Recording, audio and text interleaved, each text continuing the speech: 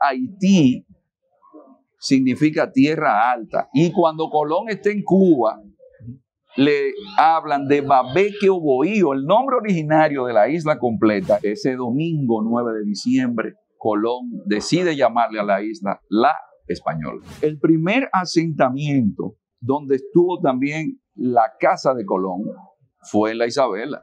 De este lado siempre se ha hablado español, pero también la otra base fundamental es nada más y nada menos que la religión. Tomamos una teoría que está de Immanuel Wallerstein, eso es lo que aparece en el primero, lo que se llama modernidad, con elementos muy específicos, por ejemplo, con dónde se inicia ese gran proceso de globalización. Cada uno de los taínos están aquí. Al final de leer el material dice, oh, pero yo creía que me sabía esto, déjame ver, selección múltiple. Amigos, bienvenidos a esta entrega. Nos distingue con su presencia y nos permite llevar las buenas nuevas Iván Gatón, reconocido analista geopolítico y sobre todo un defensor de nuestra identidad, de nuestra cultura y de nuestra historia. Bienvenido a esta entrega. Agradecido de la gentileza de la invitación. Siempre es grato poder hacer una reflexión que pueda de una manera u otra dejar en la ecología del pensamiento algo distinto, sobre todo a las generaciones que vienen ahí como eslabón. Sí, así mismo es. Estamos en la puesta en circulación de la segunda edición de las Super Maravillas, justamente que este es el ejemplar que tengo aquí en mis manos y que fue uno de los libros más vendidos, o el más vendido justamente aquí en Librería Cuesta, y esta es la segunda versión. ¿Qué de especial tiene esto que sostengo en mis manos, que es tan preciado? Bueno, lo que tiene de peculiar es que desde la perspectiva geopolítica tomamos una teoría que es la de Immanuel Wallerstein, eso es lo que aparece en el primero, lo que se llama modernidad. Es decir, la historia humana tiene 4 grandes etapas: edad antigua, edad media, edad moderna y edad contemporánea. Desde la edad moderna, entonces tenemos una hegemonía del mundo occidental. Y eso es lo que aparece en este trabajo. Sí. Aquí está, por eso es que aparecen gente como Magallanes, por eso aparece Juan Sebastián Elcano, aparece Vasco Núñez de Balboa, pero ya en la segunda versión estamos reconfirmando los datos de la primera con elementos muy específicos, por ejemplo, con dónde se inicia ese gran proceso de globalización alimenticia. Aquí en Santo Domingo, los primeros caballos, el primer ganado, las primeras vacas. De hecho, las vacas son, y los caballos que se trajeron en el segundo viaje de Colón, la consecuencia de que aquí se habla español y no se habla inglés. La gente dirá, ¿y por qué? Porque aquí hay una llanura que va desde la zona de Baní, Ocoa, una parte que entra hasta el Bajo Yuna y que sigue hasta Punta Cana. Y esa llanura permitía sabanas con mucha hierba.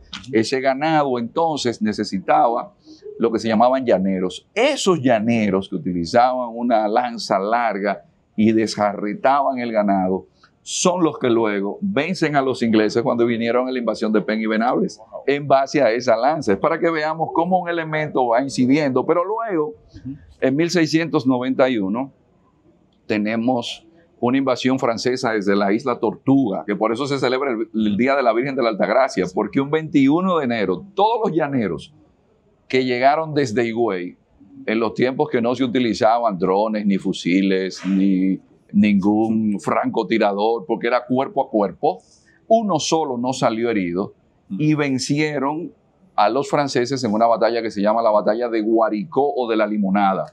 De hecho, al río de Jabón se le cambia el nombre a Río Masacre, se llama Río Masacre porque hicieron una masacre del alto mando francés allí. Y eso es gracias a ¿qué? A esos llaneros. Entonces, aquí vamos incluyendo también elementos de cómo la reina Isabel incide. Por ejemplo, un proceso judicial que se lleva a cabo en la villa de Santiago de los Caballeros, que pertenecía a la Concepción de la Vega, por maltrato a un indio. Porque ya la corona había iniciado todo un proceso de leyes, porque la reina no estaba de acuerdo. Un asunto es que lo cumplieran aquí, pero la reina Isabel no estaba de acuerdo. Con el maltrato. Con el maltrato. Aquí también tenemos la historia de una figura para mí fundamental, que es Alonso de Ojeda, porque ese es el que trae a Américo Vespucio a América, y que se roban sus restos desde aquí, su historia de amor con la guaricha, que estaban sus restos aquí en el monasterio de San Francisco, pero aparte de eso, cada uno de los taínos están aquí. Es decir, las principales figuras del cacicazgo de Mariema, Guamaguani, Güey, Jaragua están aquí. Así como también el primer americano, Peguero. ¿Cuál fue el primer americano, primer mestizo, se llama Miguel Díaz Ox, o Aux, hijo de la cacica Osema, o Catalina en español, que es la viuda del cacique Cayacoa. El cacicazgo de Higüey iba desde Cabo Engaño hasta Jaina. Los políticos nuestros se sorprenderían porque la división cuando los taínos era algo que a ellos les dejaría espantados. Claro. Entonces ella se enamora de un español llamado Miguel Díaz Ox, el Viejo, y tienen un hijo que nace en la margen oriental del río Sama, porque la ciudad capital estaba de aquel lado. ¿Y qué sucedió? Ahí nace Miguel Díaz Ox, el joven.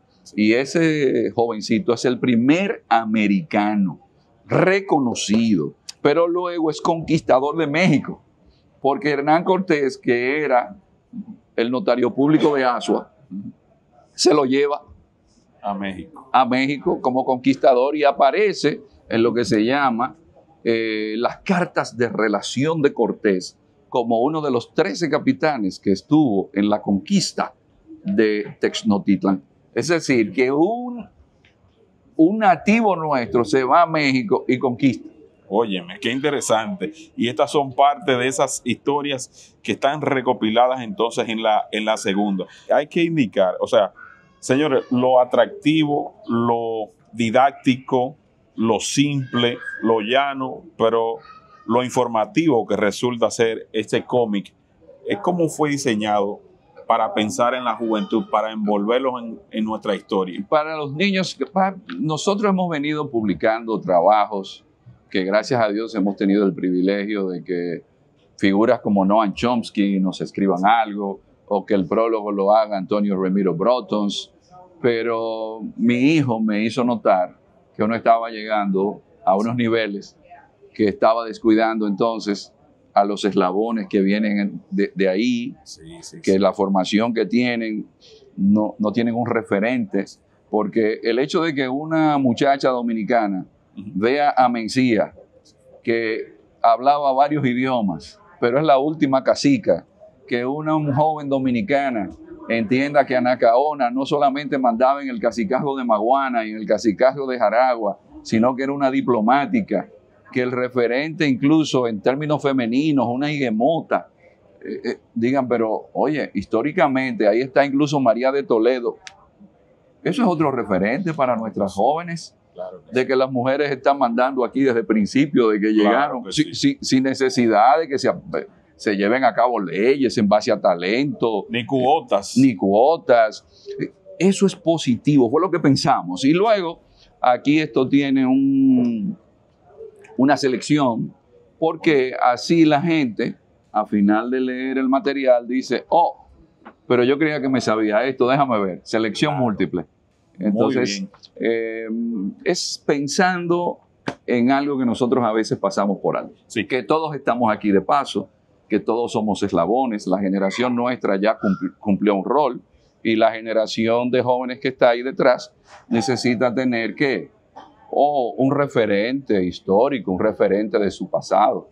Totalmente. Aprovechando la ocasión y sin ser imprudente, en los últimos días se ha querido, querer retorcer algunas historias en lo concerniente al nacimiento de la República Dominicana, al nacimiento de Haití, y muchos entienden que entonces están a través de las mismas redes sociales comunicando que primero fueron los haitianos a través de la fundación de la parte que le corresponde a ellos, antes que la parte ya que luego fue República Dominicana, lo que conocemos como el país. Bueno, algo que tiene este cómic, que aprovechamos para que la gente también así se pueda dar cuenta, sí, es que cuando se habla de la fundación de América, aquí en el cómic, nosotros quisimos esclarecer, de la fundación de la isla, Aquí nosotros tomamos y decimos, y como expresa el almirante Cristóbal Colón en su diario, y el día 9 de diciembre de 1492, al ser tan parecidas estas tierras como las de Castilla, hemos decidido tomar un nombre similar al de Castilla. Y por eso, ese domingo 9 de diciembre, Colón decide llamarle a la isla La Española. La Española. ¿Y quién tiene la mayor continuidad histórica? La tenemos nosotros, porque cuando Colón regresa después en el segundo viaje, la primera villa que se funda es la Isabela. Ahí llegan 1.500 españoles en Puerto Plata. Ahí llegan los primeros productos agrícolas europeos. Ahí llegan desde artesanos, labradores. ¿Fue en el Fuerte de la Navidad? No, el Fuerte de la Navidad se construye con los restos de la Naula Santa María después de haber encallado. Y yo me pregunto, Peguero, ¿qué fuerte tan grande es ese cuando la Santa María tenía apenas 29 metros de eslora? La gente está pensando que fue la fortaleza Osama que construyeron. No, son 29 metros de eslora, con los restos de una nao que ha encallado, donde no había ferretería para usted comprar materiales de construcción. Y usted dejó ahí a Diego de Arana con 39 españoles más. Entonces, el primer asentamiento donde estuvo también la casa de Colón fue en la Isabela. Entonces, eso no hay que darle vueltas. Además, Haití significa tierra alta. Y cuando Colón está en Cuba, le hablan de Babeque o Bohío. El nombre originario de la isla completa es Babeque o Bohío. Eso está aquí. Que los dieron los taínos hace más de 6.000 años. O sea que... Aquí estos dos trabajos hacen énfasis en un asunto importante. En el proceso histórico de la modernidad, nadie tiene la densidad histórica que tiene este lado español de la isla, porque nosotros no somos esclavos que vinimos y no nos mezclamos y que nos trajeron para trabajar en la industria azucarera. No, nosotros tenemos un proceso de mestizaje que peleamos con los ingleses, peleamos con los franceses, después matamos o eliminamos a Jeffrar en la batalla de Palo Hincado. Después vencemos a los haitianos, después vencemos a los españoles y después tenemos 2 invasiones de Estados Unidos.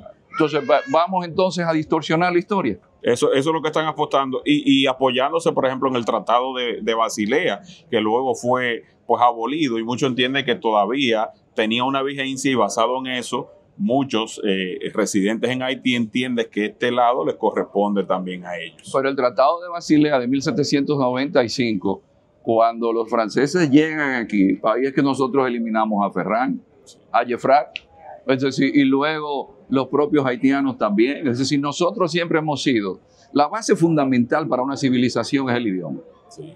De este lado siempre se ha hablado español, pero también la otra base fundamental es nada más y nada menos que la religión. Claro. De este lado siempre hemos sido cristianos católicos. Entonces, lo otro fundamental es derecho romano. Sí. Aquí siempre hemos tenido esa base del ius. Entonces, ¿por qué tergiversar eso? Así es. Bueno, pues invita, porque hay una convocatoria bastante muy buena, el público respaldando.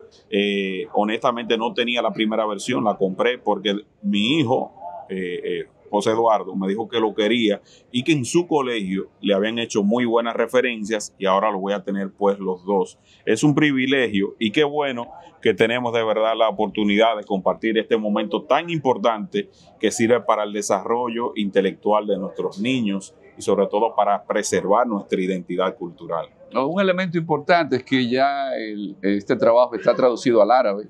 Muy bien. Está más de la mitad de la traducción al mandarín. Se está traduciendo al italiano y hemos hecho algo muy especial. Hemos estado recorriendo toda la línea fronteriza, desde Guayajayuco hasta Río Limpio, Restauración, Loma de Cabrera, pasando por La Rancha, El Cercado, Bánica. Hemos estado recorriendo todo el territorio nacional. Eso es importante y sobre todo, bueno, a veces hemos querido invitarlo al espacio, pero la agenda es tan intensa que cuando no está en la frontera, está en España, cuando no está en España, entonces está visitando otros países, porque esta obra llega acompañada de unas conferencias que son altamente demandadas y que cubren todos los estratos sociales para que nadie se quede sin conocer nuestra historia y sobre todo que no hay barreras porque usted sea caracterizado por ser una persona accesible y por utilizar un lenguaje que le llega a todo el mundo. De nuevo, las gracias, Peguero. Gracias a bueno, las gracias también a la gente que ha aceptado de una manera tal que yo me he quedado sorprendido, porque el interés era que llegara la gente, pero nunca pensamos que iba a tener solicitud hasta de Canadá, hasta de Alaska. Hasta de Alaska. Tengo en agenda, tengo que visitar Alaska porque hay una comunidad dominicana en Alaska que ya lo tienen y quieren que vaya a darles una charla. Y tiene la oportunidad de que sea audiolibro para aquellos que lo quieren escuchar con alguna narrativa especial y sobre todo que enganche con ese público que en Amazon está devorando estos formatos. Eso vamos a tener que hacerlo porque sí lo he hecho con las mujeres. Sí. Hay unos audios míos, pero son audios dirigidos a las mujeres dominicanas que se han destacado en toda la historia. Están en YouTube. Entonces, todavía no, pero a las mujeres sí les dediqué porque me preocupa mucho que a nuestras mujeres no se les esté vendiendo lo que realmente han sido las mujeres en la historia de la humanidad, quienes han determinado y que pueden tener otros valores que no sea simplemente el existir sin tomar en consideración una serie de elementos adicionales que van acorde a su dignidad. Claro. La misma independencia dominicana tuvo pues grandes mujeres que fueron las que la impulsaron, las que los motivaron, y esa participación en la elaboración incluso hasta de nuestra bandera. O sea, son muchas las cosas y de que proteger han hecho. A los luchadoras y suministraban las armas, buscaban Juana Salta y Topa, o sea, por ejemplo. todo. O sea, que es bien interesante. Gracias, Iván. Bueno, gracias, Pedro. Y recuerden pues salir a buscar corriendo las Super Maravillas ahora en su segunda edición disponible en Casa Cuesta, aquí en Librería Cuesta, para que todos puedan valorar y disfrutar de estas entregas. Nos vemos en una próxima entrega. Bye, bye.